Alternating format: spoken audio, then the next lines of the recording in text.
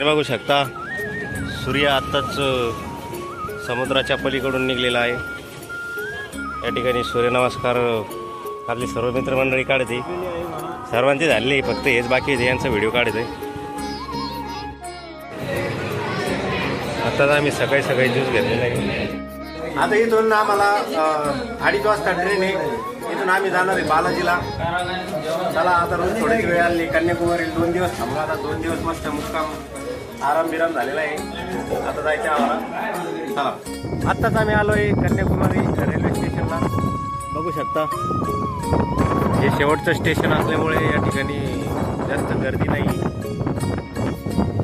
आता वाजले दुपारचे 1. अजून 1.5 घंटा आम्हाला वेट करणं आहे. 2:30 वाजता आमची ट्रेन आहे. चला तर आता वेटिंग. मित्रांनो आम्ही चाललेलो आहे आता कन्याकुमारीवरून तिरुपती बालाजीसाठी. ही आता ट्रेन आहे, ट्रेन नंबर 16317. ही ट्रेन चाललेली आहे आता इथून कन्याकुमारीवरून डायरेक्ट वैष्णो माता कटवा डिस्ट्रिक्ट या ठिकाणी, म्हणजे भारताचं खालच्या दक्षिण टोक ते उत्तरेकडे पूर्ण एक्सप्रेस आहे. आपल्या महाराष्ट्रातून नागपूरपर्यंत ती प्रवास करते. आता आम्ही ह्या ट्रेनमधून तिरुपती बालाजीला उतरणार आहे. तिरुपती बालाजीचं दर्शन घेणार. चला पुढचा प्रवास बघूया आपण.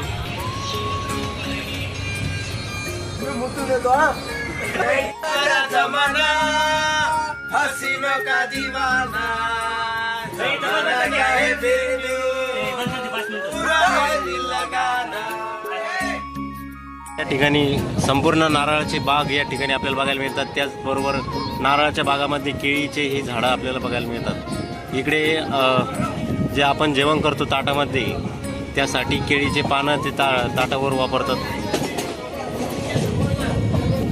या ठिकाणी खडे मसाले, लवंग, इलायची असे याचे पण आपल्याला झाडं बघायला मिळतात. बघू शकता आपण.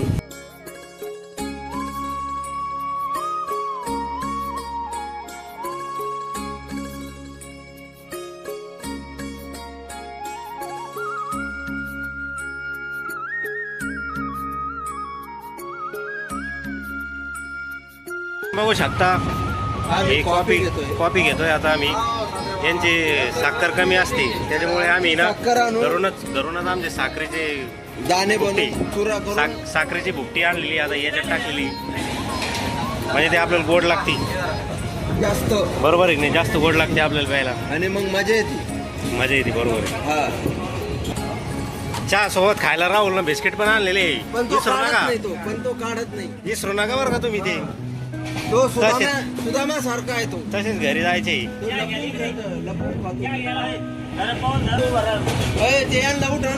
हे घरून बिस्किट आणलेले चहा सोबत.